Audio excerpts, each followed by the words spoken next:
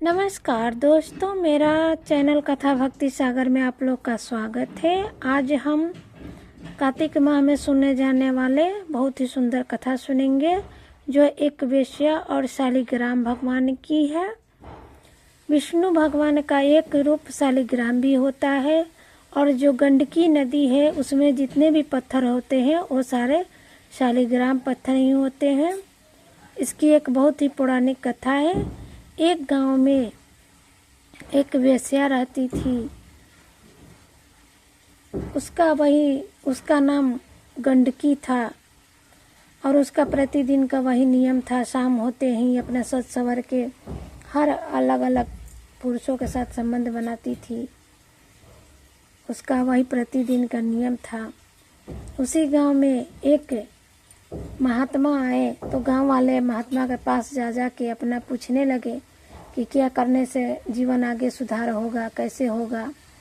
अपना जाके सब पूछने लगे। तो जो गंडकी थी वो भी गई अपना पूछने के लिए भगवान से, कि भगवान महात्मा जो आए थे उनसे कि आप बताइए कि हमारा उद्धार कैसे होगा, हम क्या करें। तो महात्मा ने कहा कि ये जो तुम गलत काम कर रही हो इसको तुम छोड़ दो, तुम्हारा उद्धार हो जाएगा। लेकिन गंडकी ने कहा कि प्रभु, मैं ये कार्य नहीं छोड़ सकती हूँ, मैं इसकी आदी हो गई हूँ, इस सब के बिना मैं नहीं रह सकती हूँ, कुछ और उपाय बताइए। तब महात्मा ने कहा कि फिर तुम ऐसा करो, जो जितने भी आदमी तुम्हारे घर शाम में आते हैं, प्रतिदिन अलग अलग आदमी आते थे, जो आते हैं उनको अपने पति के तरह मानो। सोचो कि ये तुम्हारे पति हैं, पति की तरह सेवा करो, पति के साथ तरह रहो। गंडकी ने कहा कि ठीक है प्रभु, मैं ऐसा ही करूँगी। उसने दूसरे दिन से जो भी आदमी उसके घर शाम को आता, उसके पैर धोती, उसको प्यार से खाना खिलाती, उसके साथ रात को रहती, और मतलब अपने पति के तरह ही उसको सोचने लगी। प्रतिदिन वैसा ही करती है। हाँ, प्रतिदिन अलग अलग आदमी आता, अलग अलग वो सोचती, लेकिन सोचती कि मेरा पति ही है। ये सारी चीज़ें भगवान विष्णु अपना देख रहे थे स्वर्गलोक से। उन्होंने कहा कि मैं आज चल के गंडकी का एक करता हूँ, परीक्षा लेता हूँ क्या करती है। उन्होंने एक आदमी का रूप धारण किया और आ गए उसके घर। गंडकी अपने आदत के अनुसार उनको भी पैर पखारे, उनको प्यार से भोजन कराया, उनके साथ रात में रही। रात में जब 3 पहर बीत गया, तो चौथे पहर में भगवान अपना तबीयत खराब होने का अपना बहाना किए। गंडकी अब सोच रही थी वैद्य को, हकीम को बुलाएं, तब तक भगवान की मृत्यु हो गई। अपना वो तो भगवान का सब रचना था, भगवान की मृत्यु हो गई। गंडकी ने सब गांव में खबर भेजवा दी कि मेरे पति की मृत्यु हो गई है। फिर गांव वाले आए और अपना उनको बांस का सैया तैयार हुआ, उस पर भगवान को लटा दिया गया। वो लोग ले जाने लगे, तो पीछे पीछे गंडकी भी अपना सज सवर के जाने लगी। तो गांव वाले पूछे कि तुम क्यों जा रही हो इसके साथ। तो कहा, गंडकी ने कहा कि मेरे पति की मृत्यु हो गई है, तो मैं पति के साथ ही सती हो जाऊंगी। गांव वाले हंस रहे थे, लेकिन गंडकी उन लोग का ध्यान नहीं दिया, अपना वो चली गई।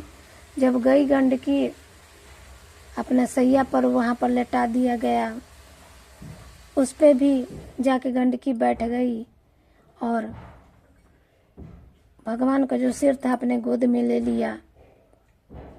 तब गंडकी ने कहा कि हे भगवान, मन ही मन किया कि मैंने अगर किसी को पति मान के सेवा की है, तो अपने आप इसमें लकड़ी में आग प्रज्वलित हो जाए। उसमें आग जो शमशान घाट में आग जलने लगा, जिस पर वो मुर्दा जलाते हैं, उस पे भगवान ने अपनी शक्ति से आग को और तेज कर दिया। सोच रहे थे कि गंडकी भागती है डर के कि नहीं, लेकिन गंडकी नहीं भागी। भगवान के सिर अपने गोद में वैसे ही रख के बैठी रही, आंख मूंद के। तब भगवान अपने साक्षात रूप में आ गए और गंडकी से बोले कि तुम धन्य हो गंडकी, मैं तुम्हारे इस तप से बहुत प्रसन्न हूँ, खुश हूँ कि तुम वेश्या हो के भी अपने एक दिन के पति के प्रति भी तुम बहुत वफादार रही। मैं तुम्हारे इस प्रकार के व्यवहार से बहुत खुश हूँ। फिर भगवान ने कहा कि मांगो, तुम क्या मांगना चाहती हो। तो उसने कहा, गंडकी ने, कि प्रभु, जैसे कुछ देर पहले आप मेरे पैर गोद में सिर रख के सोए थे, मैं जीवन भर वैसा ही रहना चाहती हूँ। भगवान ने कहा कि ठीक है, ऐसा ही होगा। फिर गंडकी आप रूप वहाँ से एक पानी बन गई वहाँ बैठे बैठे, और वो नदी की तरह बहने लगी। और भगवान ने कहा कि तुम एक गंडकी नदी के रूप में जानी जाओगी, और उसमें जितने भी पत्थर होंगे वो मैं रहूँगा, शालिग्राम उसका नाम रह पड़ेगा, और उसी से पूजा होगी, और मैं तुम्हारे सदैव तुम्हारी गोद में रहूँगा। तो इस तरह से विष्णु भगवान का और वो वेश्या का कहानी है। और गंडकी का नदी का हर पत्थर शालिग्राम मान के पूजा जाता है। जय हो विष्णु भगवान की।